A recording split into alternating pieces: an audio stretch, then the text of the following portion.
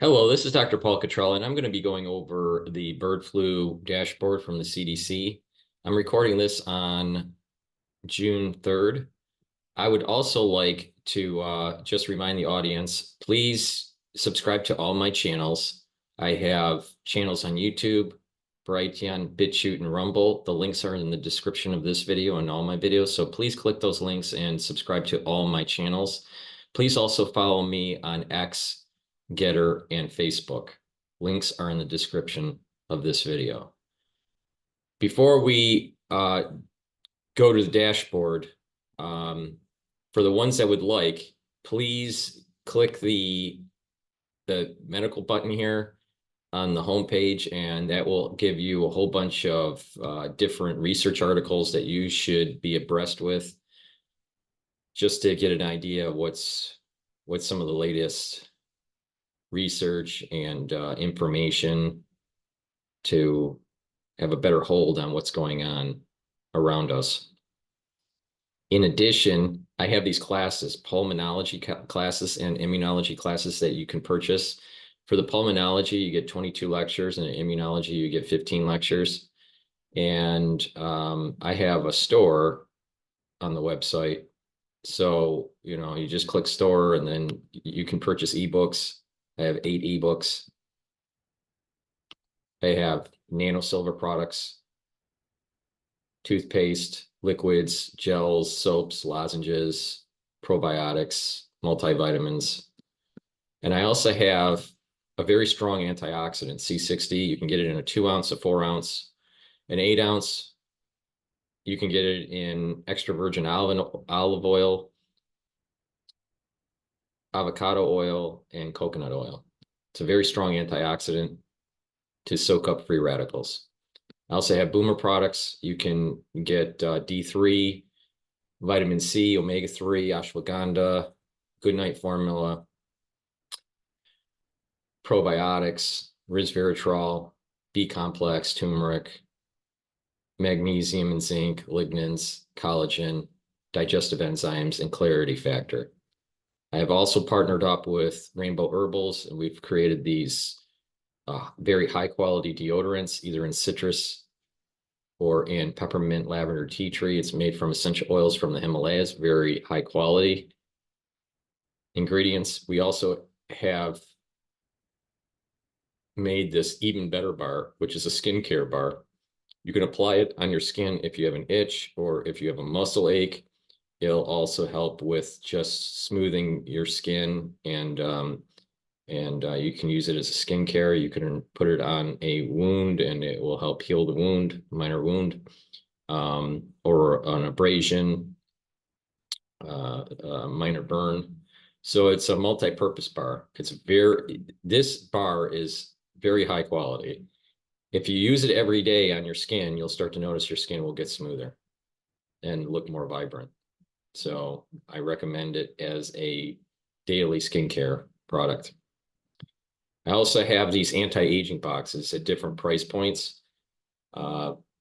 Basically, what's in a box is I've curated it in such a way where you can, get an anti-aging box. These anti-aging boxes not only slow down the aging process, but it'll also help to boost up your immune system.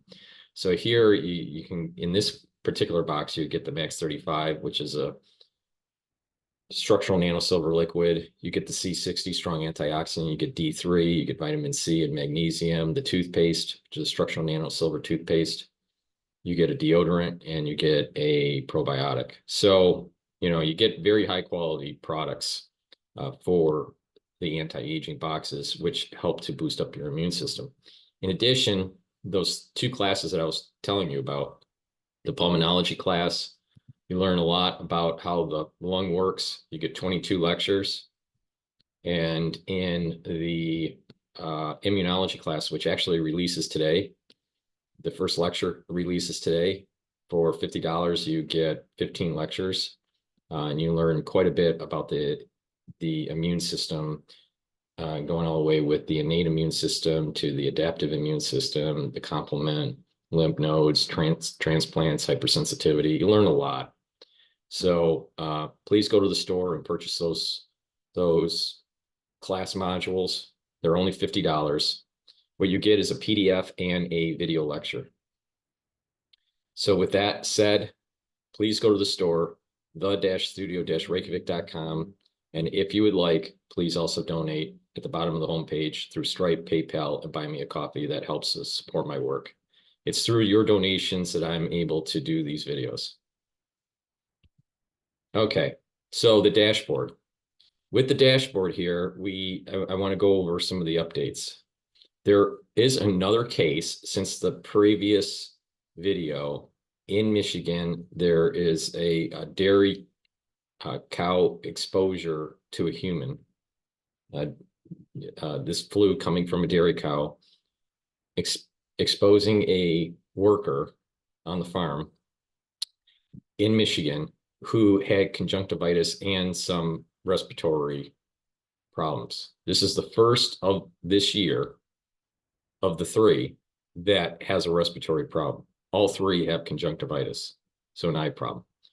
So there's still no signs of human-to-human transmission. The worry that I have is, and I have more questions than answers, right, for this. The information that's being provided at this moment in time by the CDC doesn't explain a couple things. One, have they ruled out other influenzas that this particular individual might have? You could technically have this H5N1 bird flu, but also have, let's say, influenza A, another version of influenza A, because this H5N1 is influenza A, but there are different versions of influenza A. This is a special version.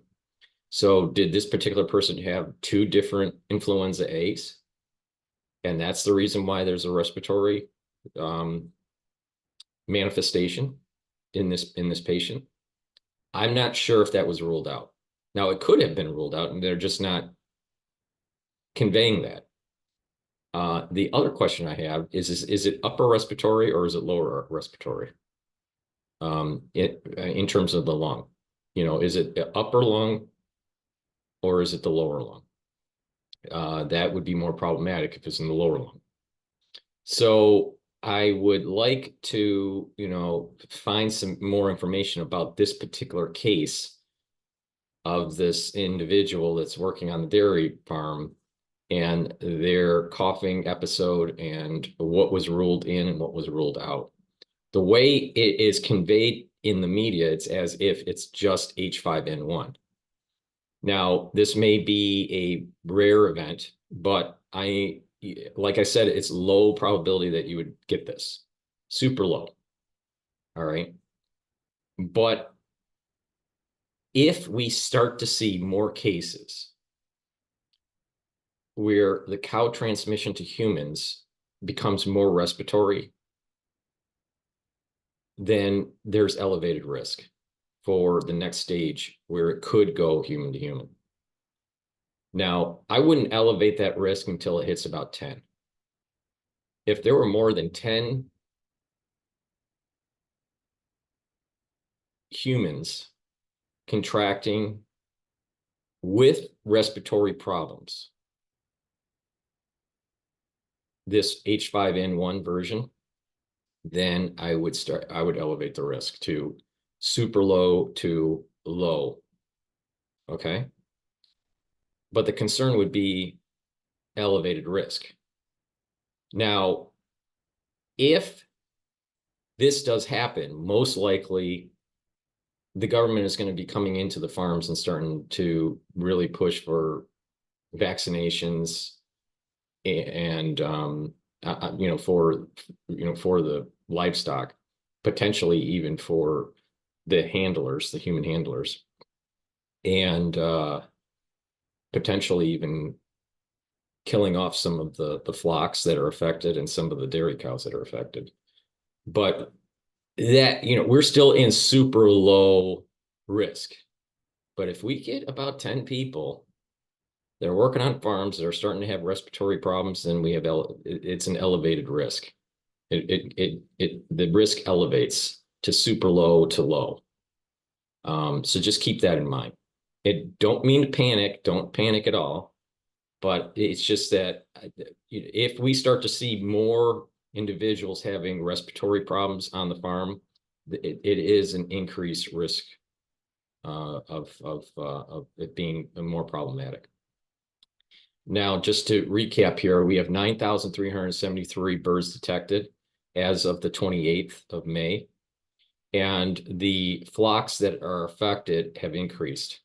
So we now have 96,565,226. So this basically means what is potentially affected. Doesn't mean that's how many birds are affected. It just means that there's an outbreak on a farm and that farm has X number of birds, have a certain flock size. So it's potential that they're all infected, but that's not usually how it works. Now, like for example, here we have a flock size of 40 and there was one outbreak. Here we have a flock size of 80 and there was 2 outbreaks. So potentially all 80 are affected or could be affected. But some of these farms are really, really small, but some of them are large. Here's a flock size of 22,000 and there were 3 outbreaks. So there's the potential. Now there has been, so we have a number of outbreaks has increased 1,145. The last time that we did the video, I said 1,144. So the flock size has gone up. All right. There was a news announcement about some bird. There were actually 2 news announcements. One news announcement was about killing off some chickens in the range of about 4 million. I don't remember what state it was in. And then there was also some news about a chicken farm that was on fire. I think that was in Illinois. So there are some stressors in terms of the food supply, which is important to mention here because food costs are really high because of the inflationary pressure that we've had for the last 2 years. And if there is a push to killing off some of these flocks, the cost for chicken is going to go up, and then there is also going to be a shortage of eggs. Now, what is interesting here, and follow the logic here, there are different ways to make vaccines. All right, different ways, and one of the more proven out ways has been using eggs as a platform to make the vaccine. Now, if there's going to be an egg shortage, then that method is going to be hindered. Okay. And also there is this push in the news for using these newer technologies for this H5N1, especially by Moderna. So just keep that, in the back of your mind. Food costs are probably going to go up. You're going to probably start hearing more about chicken shortage because of the killing off of the chickens in some areas. Not all of these chickens are going to be killed off, but in some areas there's going to be, a major culling. And there's the shortage of eggs.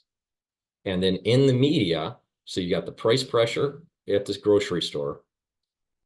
There's the you're going to hear in the news of more inoculations on the farm, of the farm workers and of the livestock, and this push towards these newer technologies and making these vaccines, quote, because of shortage of eggs. So just keep that in mind. That's probably what you're going to start seeing in the news. All right, now the dairy cows, like I said, there have been, we have 9 states. We still have 9 states here, the same 9 states: Texas, New Mexico, Colorado, Kansas, Idaho, South Dakota, Michigan, Ohio, and North Carolina. Now, a lot of the newer cases are from Michigan and Idaho.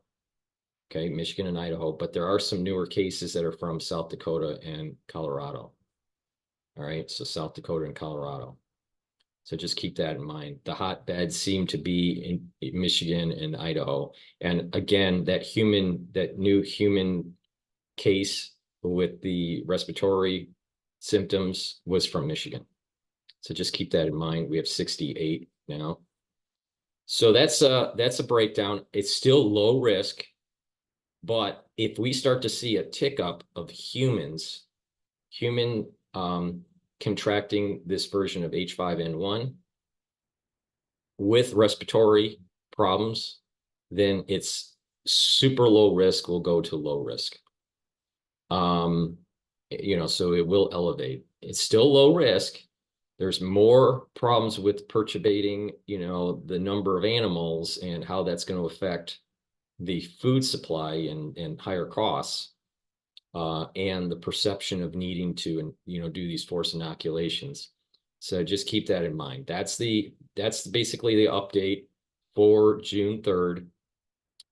There's no reason to panic at this moment in time, but if there are more cases that are human that are respiratory, then that means that most likely there is some sort of change, some sort of mutation that is starting to take place. And like I said, as of right now, what the data seems to be showing in terms of the mutations for this H5N1 version of bird flu is that it doesn't transmit to humans very well. It doesn't even transmit from wild birds to poultry very well, or from wild birds to cows very well, because that transmission mechanism is not that good. The transmission from poultry or cows to humans isn't that efficient because it's only 3 cases this year. And but that could change.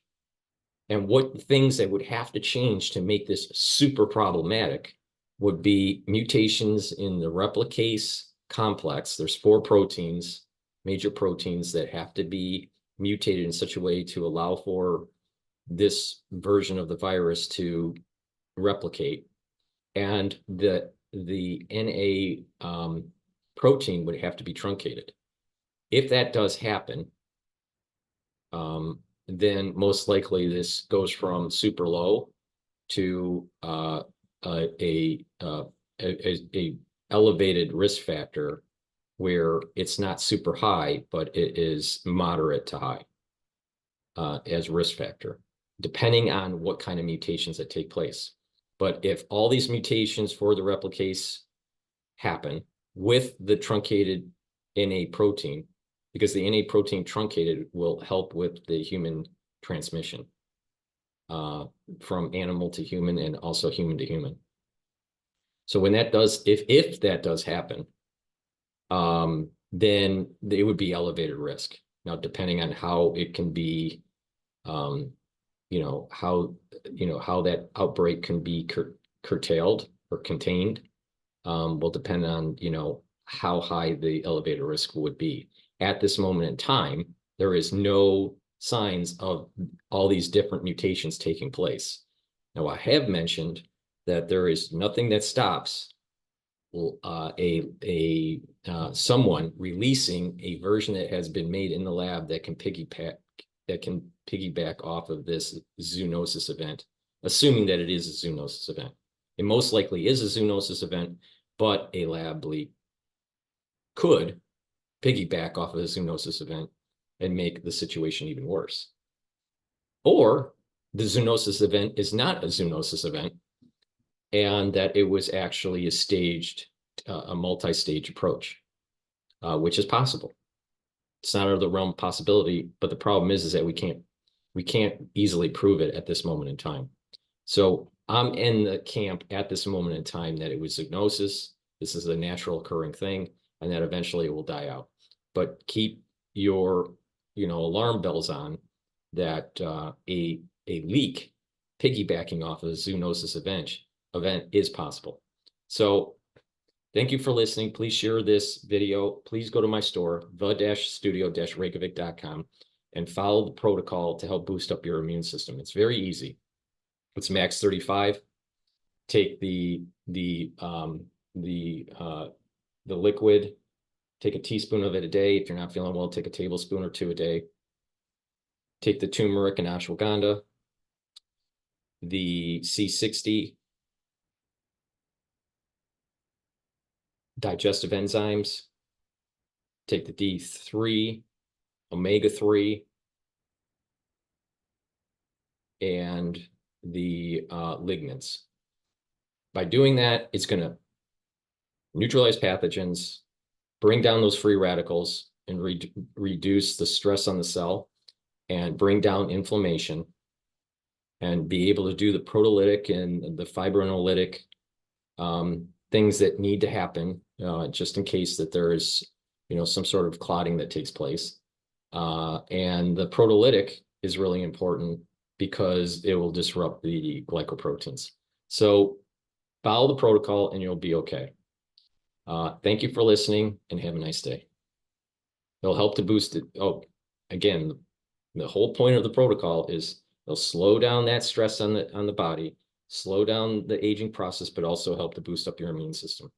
Thank you for listening and have a nice day.